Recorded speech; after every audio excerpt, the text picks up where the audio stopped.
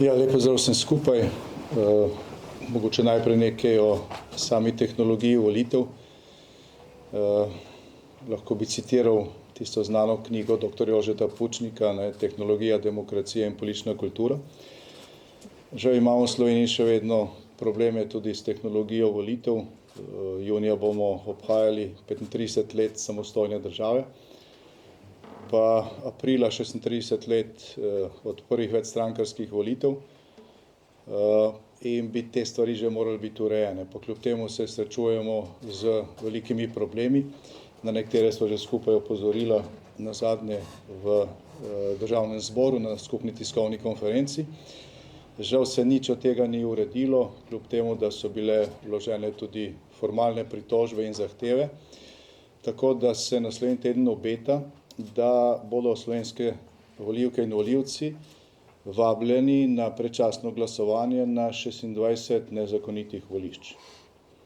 Kljub vsem opozorilom je razpisanih 26 nezakonitih volišč od 88 predčasnih volišč, od tega daleč največ 14 v ljubljanskih Stožicah. Zakon je tukaj jasen, mislim, da smo razdelili tudi člene tega zakona, ki govori o tem, da se predčasno glasovanje lahko izvede na volišču v volilnem okraju. Se pravi, na območju volilnega okraja, kar pomeni, da ni dovoljeno združevati več predčasnih volišč. V Ljubljani je to še, poseben problem iz več razlogov. Prvič to, recimo, ljubljanski volilni okraji niso samo mesto, tudi okolica. Predstavljajte si, da nekdo, iz Velikih Lašč ali pa iz Iga, hodi na predčasno glasovanje v Stožice. Zdaj, njegova volilna pravica je drugače tretirana kot volilna pravica tistega, ki stanuje, v Ljubljani za Bežigradom. Drugi problem je varnost oddanega glasu. Zdaj na predčasnem glasovanju se kljub številnim zahtevam v zadnjem času glasovnice ne štejejo vsak dan sproti. Ne napiše se zapisnik, kakšen je bil rezultat predčasnega glasovanja, ampak se to šteje šele v nedeljo. Vmes se pa te skrinjice zapečatijo in se varujejo nekje. Ve se, koliko ljudi je glasovalo na posamičnem volišču. Glasovnice niso oštevilčene, vse plakate, ki jih obešamo, moramo oštevilčiti. Glasovnice pa niso oštevilčene in nekomu, ki ima ključe teh prostorov, ki varuje, Stožce varuje varnostna služba Zorana Jankovića, ni noben problem celo skrinjico zameti. Jaz nisem nobenega videl, da bi to delal, nobenega ne morem obtožiti. Je pa nenavadno, da po mnogih letih zahtev, predlogov, te stvari še vedno niso urejene. In naravnost cinično je, da Državna volilna komisija, ki jo vodi vrhovni sodnik, priznava, da so ta volišča nezakonita, ampak da pač ni prostora. Glejte, v Ljubljani je na območju teh 14 volilnih okrajev na stotine državnih pisarn in sejnih sob, tudi v pritličju, tako da so dostopna za invalide, in je to, da so ta volišča v Stožicah en prazen izgovor. Torej, glasovanje na nezakonitih voliščih, na predčasnih volitvah naslednji teden je nezakonito. Ti glasovi ne bodo oddani v skladu z zakonom in rezultate predčasnega glasovanja na nezakonitih voliščih se ne sme šteti v skupen rezultat tokratnih volitev. In pravili bomo vsa pravna sredstva, da bo na koncu temu tako. Če meni ne verjamete, preberite člen zakona in boste videli, kaj določa. Zdaj, kar se tiče same vsebine volilne kampanje, ki je v velikem delu za nami, tukaj je bilo vse živo. Bilo je tudi veliko dobrih razprav, dobrih soočenj. Slovenska demokratska stranka je gradila koalicijo z volivci, imeli smo na stotine javnih tribun, srečali mnogo čudovitih ljudi z dobrimi predlogi. sproti smo dopolnjevali program. V tem času se nam je pridružilo samo od božiča sem preko 4000 novih članic in članov. Takšnega vala še nikoli ni bilo od prvih večstrankarskih volitev, spomladi leta 1990. In kar se tega tiče, lahko govorimo o samih presežkih. Zdaj seveda bile so tudi umazane stvari, trganje plakatov, risanje gor, nekateri izpadi proti našim članom na stojnicah, ampak tega je bilo, recimo, vseeno bistveno manj kot pred volitvami pred 4 leti. Slovenska demokratska stranka se je nameravala v zaključku te kampanje osredotočiti na enega ključnih strateških problemov Slovenije, o katerem pa se doslej ni veliko govorilo, to je na demografijo. Zdaj, Slovenija je v lanskem letu zabeležila eno najnižjih stopenj rodnosti oziroma najnižjo stopnjo rodnosti, najmanjše število rojenih, odkar to beležimo. In dejansko kot narod v bistvu izumiramo. Golobova vlada je med prvimi ukrepi na začetku mandata ukinila urad za demografijo, ki smo ga ustanovili v Mariboru, in namesto da bi izvajala ukrepe, ki so bili pripravljeni, so izjavili, da bodo ta problem reševali z migracijami. Zdaj, kako so bili pri tem uspešni, pač sami presodite. Skratka, mi smo želeli vprašanje demografije, ki je ključno strateško vprašanje naše prihodnosti, ker če zmanjka ljudi, imate lahko vse avtoceste, 10 drugih tirov, pa vam to ne bo nič pomagalo. Ampak zdaj je naenkrat fokus druge. Zdaj ven so prišli, dokazi o tem, da Slovenijo praktično vodi organizirana kriminalna združba. Tukaj se bivši ministri, člani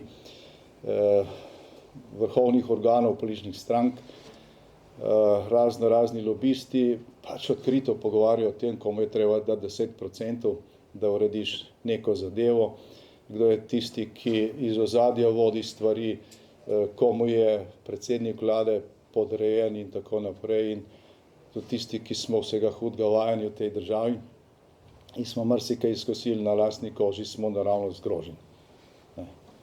Sem nekatere stvari dvakrat poslušal in še vedno se mi zdi, kot da gledam nek film.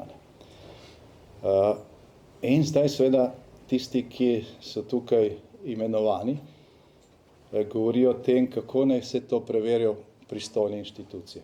Zdaj, v normalni državi, gledajte, to ni noben problem. Pač imate policijo, kriminalistično službo, forenziko, pač tožilstvo, sodstvo se spopade s tem in zadeve razreši. Ko je prišlo do nečesa podobnega v sosednji Avstriji, če se spomnite primera Ibiza pred nekaj leti, je vlada padla, sodstvo je začelo delovati, mislim, da so bili vsi, ki so bili tam ujeti v tistih posnetkih, tako ali drugače sankcionirani ali v zaporu.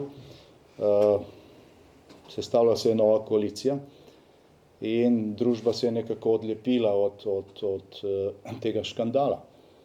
Zdaj lahko to upravičeno pričakujemo tudi v Sloveniji. Jaz se bojim, da ne. Nacionalni preiskovalni urad vodi oseba, ki je bila neposredno odgovorna za preprečevanje pranja denarja v času, ko so slovenske leve oblasti oprale 2 milijardi ameriških dolarjev za iranski režim v času, ko je bil ta pod sankcijami Evropske unije, Združenih narodov in Združenih držav. Za 2 milijardi, dokazano. Vsi dokumenti o tem obstajajo, ker je to ugotovila parlamentarna preiskovalna komisija. Od takrat je minilo 17 let, od ugotovitev 9 let, noben ni bil niti priprt, nobene obtožnice ni bilo vložene, ničesar. Človek, ki je na uradu za preprečevanje pranja denarja omogočil, da se je to dogajalo več kot leto dni, je danes direktor Nacionalnega preiskovalnega urada. In to je ta neodvisna institucija, ki bo zdaj preverila, ali te stvari držijo ali ne držijo. Spoštovani, zelo daleč smo padli. Pa še eno vprašanje si treba tukaj postaviti. Zdaj nekaj dni nazaj, ravno smo se vozili z Novega mesta, ker smo imeli predstavitev kandidatov za 6. volilno enoto in jaz na radiju slišim, da vlada ne bo vložila tožbe oziroma da se ne bo pridružila tožbi Južne Afrike zoper Izrael, kar so prej najavljali kot enega ključnih PR korakov pred volitvami, tako kot so priznali Palestino pred evropskimi volitvami. Zdaj pa naenkrat ta obrat. Vem, da so glasovali in ministri Gibanja Svobode so glasovali proti temu. Zdaj mislim, da je to dobro, ker pač takšne poteze Sloveniji zgolj škodijo, ampak odkje je ta preobrat? A pozna kdo neko logično razlago? Mislim, kaj se je vmes takega zgodilo, da je naenkrat največja vladna stranka spremenila stališče. Je kdo, znana ministrica je odkrito priznala, da so neki pritiski. Prostite, mi smo suverena država, zdaj, kakšni pritiski so bili? Jaz se s to potezo ne strinjam, še manj, da se pridružimo tožbi, še manj pa se strinjam, da nekdo pritisne na nas in pol spremenimo neko stališče. To suverena država ne dela. So se zdila zato, da kakšni posnetki ne bodo objavljeni mogoče. Glejte, to je tudi vaša naloga medijev, da te stvari malo raziščete. Skratka, smo dober teden pred volitvami v neki situaciji, ko namesto, da bi se ukvarjali z tem, kako čim boljš predstaviti programe za naprej, kako se spopasti tudi s ključnim problemom demografije, pa identitete, pa vsega tega, kar je bilo zanemarjeno, pa je treba narediti v prihodnje, se zdaj sprašujemo, ali bodo volitve sploh kaj odločale. Če pa v vseh teh pričevanjih tisti, ki vlečejo niti in so glavni, v bistvu niti ne sedijo v vladi, so nekje v ozadju ali pa na magistratu v Ljubljani.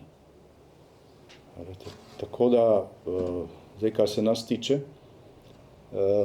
pač bomo skušali še vedno ta zadnji teden izkoristiti za to, da ljudem predstavimo rešitve za težave, ki terejo celotno Slovenijo, ne samo Ljubljano, bili smo povsod, natančno vemo, kaj je manjka in kaj je treba narediti, vendar pa se treba vprašati tudi zdaj, kako bomo dobili državo, ki so jo očitno ukradli nazaj.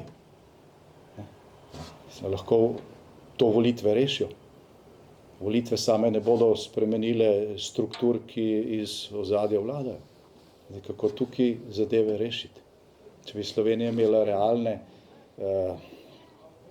inštrumente za preprečevanje korupcije, potem se osebe, ki so praktično vsi po vrsti pravne izobrazbe, ne bi tujcem hvalile, kako lahko vse uredijo mimo zakona, pa komu je treba dati 10%, pa kako lahko preko žene pridejo do predsednika vlade in tako naprej. To niso pravno neuke osebe. To so poučeni pravniki, ki prostodušno razlagajo, kako stvari pri nas potekajo. Torej, moram reči, da nima odgovorov, kako vse to presekati. Absolutno pa te volitve zaradi vsega tega niso zgolj zdaj odločanje med programi, so odločanje med opcijo, ki ruši pa ukinja institucije, ki so bile nujno potrebne in so še vedno, in opcijo, ki je vedno gradila, vendar ta opcija, recimo Nova Slovenija in Slovenska demokratska stranka, je bila, mi smo bili v zadnjih 18 letih samo 3 leta na oblasti, v ospredju, v ozadju so bili na oblasti ves ta čas nekateri drugi, in ta 3 leta smo imeli finančno in gospodarsko krizo in smo imeli COVID. 3 leta od zadnjih 18 let. 15 let pa levica in trda levica, ki zdaj pravijo, zakaj pa vi tega niste uredili. Tako da tudi po teh odzivih, ki jih imamo iz terena, iz terenske kampanje, naslednjo nedeljo bo sprememba. Absolutno bo sprememba, ta sprememba mora biti dovolj močna, da bo temelj prihodnje vlade z absolutno večino poslanski korpus, ki jo prihaja iz Slovenske demokratske stranke, Nove Slovenije, Fokusa in Slovenske ljudske stranke, ker če tega temelja ne bo, potem bomo imeli še naprej vladavino organizirane kriminalne združbe, ki se je razgalila, rekel, vsej svoji lepoti v narekovaju v teh zadnjih dneh. Zdaj še apel na predstavnike medijev, ne mislim za tiste, ki stojite za kamerami, ker vi nič ne odločate. Zdaj, novinarji ste tukaj tudi bolj malo, ampak si pripadate nekim medijem, za katere zdaj tile lobisti in bivši ministri in vplivneži mirno razlagajo, kako je to vse, se malo nakaže, pa GEN-I nakaže, pa Telekom nakaže in tako naprej, pa se potem o stvareh ne poroča. Zdaj, ta zadeva je lakmus tudi za tako imenovano četrto vejo oblasti in čez en teden bomo vedeli, ali je ta veja odigrala svojo vlogo v tej situaciji, kot bi jo v vsaki normalni državi ali ne. Hvala lepa. Torej, v dosedanjem poteku volilne kampanje se je izkazalo dvoje, vsaj dvoje. In sicer, da bomo naslednjo nedeljo glasovali o Sloveniji, ki želi napredovati, Sloveniji razvoja, Sloveniji dviga splošne blaginje za vse, Sloveniji vrednot in tudi Sloveniji, ki krepi nadzorne institucije pravne države. In glasovali bomo o Sloveniji nazadovanja in nadaljevanja ugrabljene države, kot jo vidimo te dni, oziroma te dni prihajajo ven vsi izkazi o tem, kako je Slovenija dejansko ugrabljena država, strani posameznikov, ozadij, vplivnežev. Jaz lahko rečem en teden pred volitvami, da slovenska desna sredina, konzervativna linija, prihaja v zadnji del volilne kampanje enotna in složna, zato da prevzame oblast. Zdaj to ni prevzem oblasti, neka napoved,